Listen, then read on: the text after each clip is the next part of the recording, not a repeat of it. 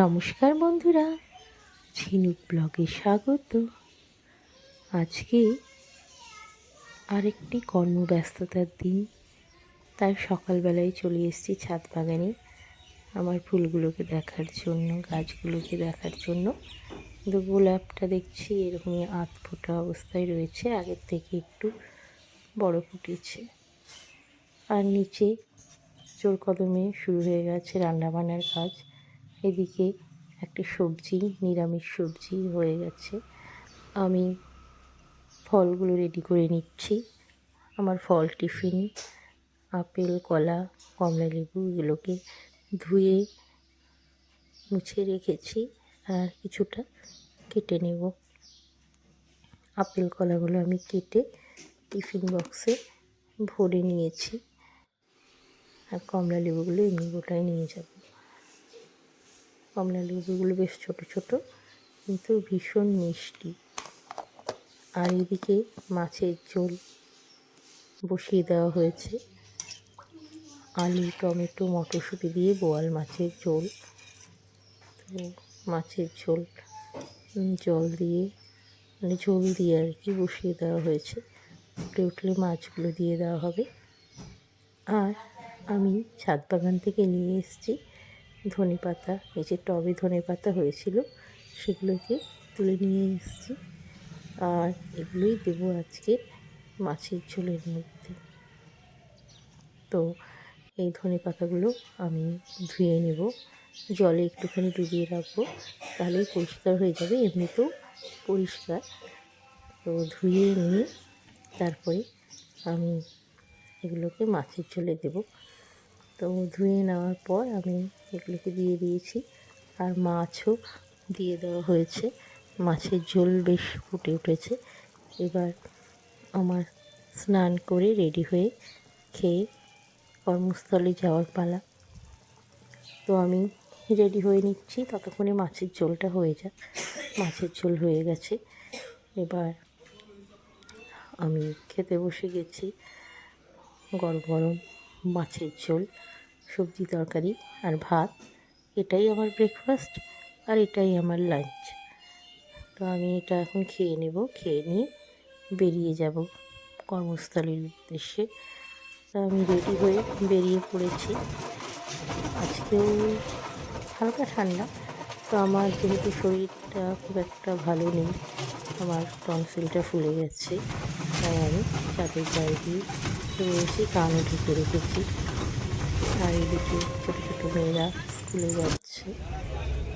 আমি বাসে উঠে গেছি, কিন্তু আজকে আমি বাসে কোনো সিট পাইনি, তাই দাঁড়িয়ে দাঁড়িয়ে যাচ্ছি এবং দাঁড়িয়ে দাঁড়িয়েই ভিডিওটা করছি।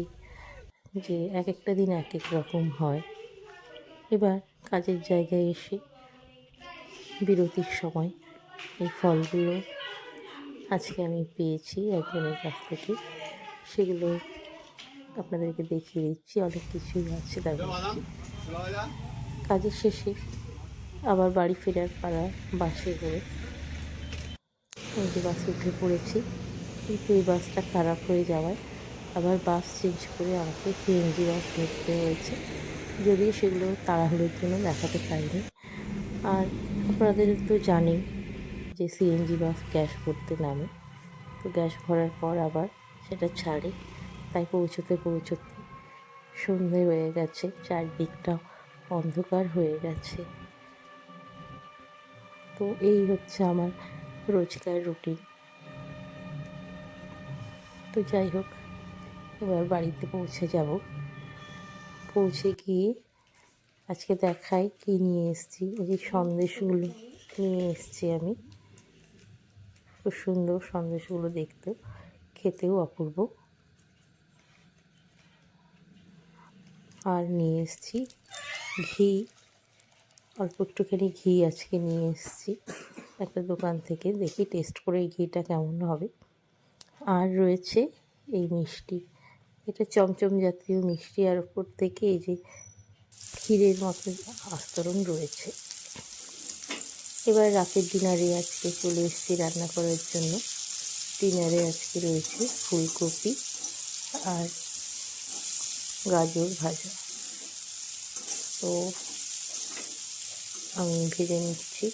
ফুলকপি, গাজর এগুলো কেটে ধুয়ে রান্নাটা স্টার্ট করে দিয়েছি। আর এদিকে আরেকটা রান্না হবে, ডিমের ঝোল। তো ডিমের ঝোলের জন্য আলু, পেঁয়াজ এগুলো সব কেটে রেখেছি, টমেটো, কাঁচা লঙ্কা এগুলো সব ধুয়ে রেডি করে রেখেছি।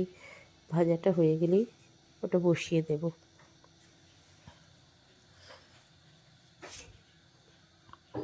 আর এদিকে ডিমগুলোকেও লবণ হলুদ মাখিয়ে রেখেছি। ভাজা হয়ে গেছে, ভাজাটা তুলে রেখেছি প্লেটে। আর এদিকে এবার তেল গরম হয়ে গেছে, ডিমগুলো সব ছেড়ে দিচ্ছি। ডিমগুলো নুন হলুদ মাখানো আছে, আর মাঝখান থেকে সামান্য একটু ছুরি দিয়ে একটু করে কেটে নেওয়া হয়েছে। ছুরিটাকে জাস্ট একটু ঢুকিয়ে দিয়েছি যাতে ডিমগুলো মধ্যে একটু ফাঁক থাকে। এইভাবে যদি না কাটে ডিমগুলো, তাহলে কিন্তু ডিমগুলো ফেটে যাওয়ার চান্স আছে। তো এরকম করে আপনারা ডিম ভাজবেন, আমিও এইভাবে ভাজি, তাহলে অসুবিধা হয় না। নাহলে ডিমের ভেতরে যে ময়েশ্চারাইজার আছে সেটা বার হওয়ার জন্য ডিমটা ফেটে যেতে পারে। তো ডিমগুলোকে উল্টে পাল্টে নিয়ে বেশ ভালো করে ভেজেছি। মানে খুব কড়া করিনি, যদি কড়া করে দিই তাহলে পরে আবার খেতে ভালো লাগবে না উপরের সাদা অংশটা। তাই হালকা মতো করে ভেজে নিয়ে ডিমটাকে আমি তুলে দেবো। দেখতেই পাচ্ছেন খুব লাল আমি করিনি, কিন্তু হালকা হালকা ভেজেছি। তো এইরকম অবস্থায় ডিমটাকে তুলে নিতে হবে। দেখতেই পাচ্ছেন ডিমের পেছনের দিকের অংশটাতে আমি ছুরি ঢুকিয়েছি বলে একটা কাটা চিহ্ন রয়েছে। ডিমগুলোকে তুলে নিয়ে ওই একই তেলে পেঁয়াজ কুচি ছেড়ে দিয়েছি আমি। পেঁয়াজটাকে বেশ ভালো করে একটু তেলে ভেজে নিতে হবে যতক্ষণ পর্যন্ত নরম না হচ্ছে। বেশ ভালো করে পেঁয়াজটাকে নাড়ছি, নাড়তে নাড়তে যখন নরম হয়ে যাবে তখন এর মধ্যে আমি দিয়ে দেব কেটে রাখা আলুগুলো। এই আলুগুলোও আমি একসাথে ভেজে দেব। তো আলু আর পেঁয়াজ একসাথে আমি ভেজে নিচ্ছি। খুব সুন্দর একটা গন্ধ বার হয় আলু আর পেঁয়াজ ভাজায়।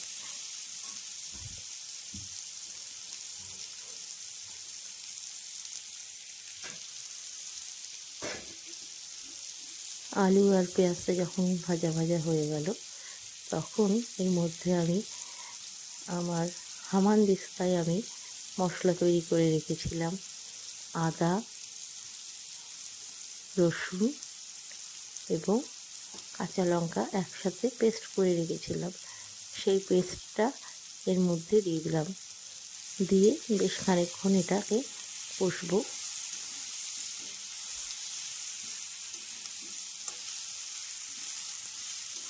কষে নিয়ে তারপরে অন্যান্য মশলা এর মধ্যে দেব।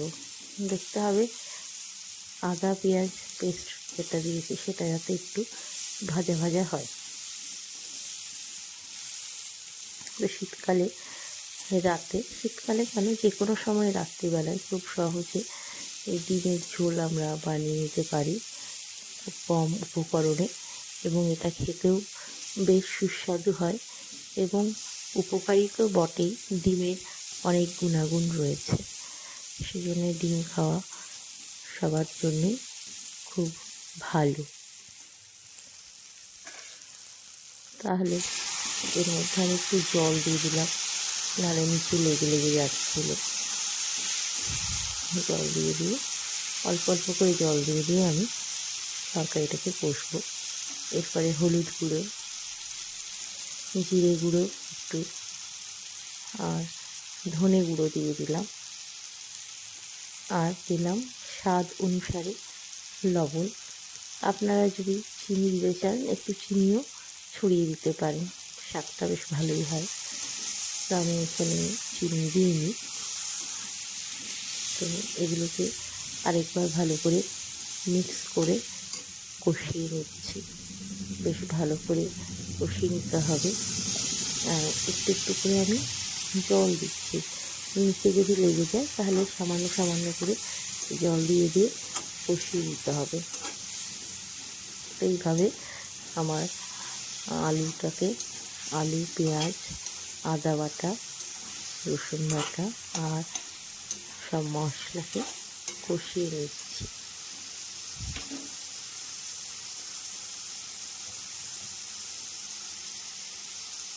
আর একটু লবণ দিলাম, আমার মনে হচ্ছিল একটু কম হয়ে যাবে, সেই জন্য আর একটুখানি লবণ অ্যাড করে দিলাম। পরে আবারও ভালো করে এটাকে কষিয়ে নিচ্ছি।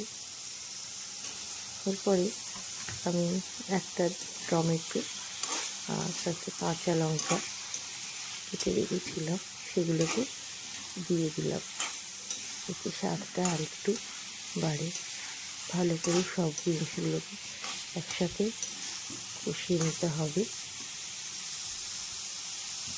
কষা হয়ে গেলে যে আমি রান্না করছি তারও একটা ভিডিও বানাচ্ছি। ভালো করে কষা চলছে, সুন্দর করে কষিয়ে নিতে হবে।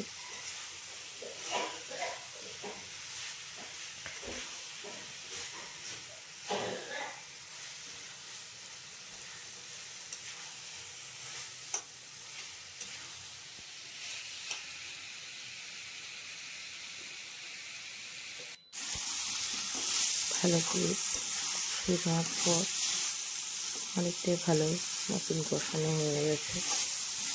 তো এইবারে এর মধ্যে আস্তে আস্তে দিয়ে দিতে হবে জল, পরিমাণ মতো জল দিতে হবে। যে যেরকম চায় ঝোল সেই অনুযায়ী দিতে হবে। যদি একটু ঝোল ঝোল রাখতে চান একটু বেশি দেবেন, আর যদি একটু কম ঝোল রাখতে চান তাহলে একটু কম দিলেও হবে। কিন্তু পরিমাণটা এমন রাখবেন যাতে সেগুলো সেদ্ধ হয়ে যায় আলুগুলো। আর এর সাথে আমি একটু মটরশুঁটি যোগ করে দিলাম, কারণ শীতকাল মটরশুঁটি একটু না দিলে ঠিক জমে না, সেই জন্য আমি মটরশুঁটি দিয়ে দিলাম। দেখতে তো দারুণ লাগছে, আলু তার সাথে টমেটো আর হচ্ছে সবুজ সবুজ মটরশুঁটি, খুব সুন্দর লাগছে দেখতে, স্বাদেও খুব সুন্দর হবে। এরপর ডিমগুলোকে আমি অ্যাড করে দেব, ডিমগুলো ঝোলে দিয়ে দিলাম, তারপরে কিছুক্ষণ ফুটিয়ে নিতে হবে।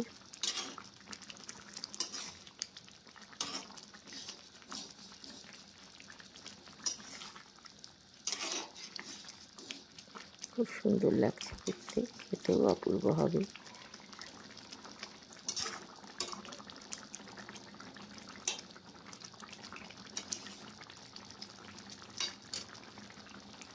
আমার ডিমের ঝোল প্রায় রেডি হয়ে গেছে। এরপর এর উপর দিয়ে একটু গরম মশলা গুঁড়ো ছড়িয়ে দিলাম। এই গরম মশলা গুঁড়োটাও আমাদের বাড়িতেই তৈরি। এই যে আমার গলাটা মাঝে মাঝে একটু বন্ধ হয়ে যাচ্ছে বা চেঞ্জ হয়ে যাচ্ছে, এর কারণই হচ্ছে ঠান্ডা লাগা। ঠান্ডা লেগে গেছে আমার বেশ, টনসিলও ফুলে গেছে, চোখে ইনফেকশনও ছিল, মানে বেশ খারাপই অবস্থা বেশ কয়েক ধরে। এখনও পুরোপুরি সেরে ওঠেনি, জানি না পুরোপুরি কবে সারবে। তো ডিমের ঝোলটা কমপ্লিট হয়ে গেছে, এবার সবাইকে ডেকে নিয়ে সার্ভ করে দেব। আজকে রয়েছে ভাত, ডিমের কারি, আমি একটু ঝোলটা কমিয়ে নিয়েছি, আর ফুলকপি গাজর ভাজা। তো আজকের মেনু রাতের এটাই। তাহলে এখানেই ব্লগ শেষ করছি।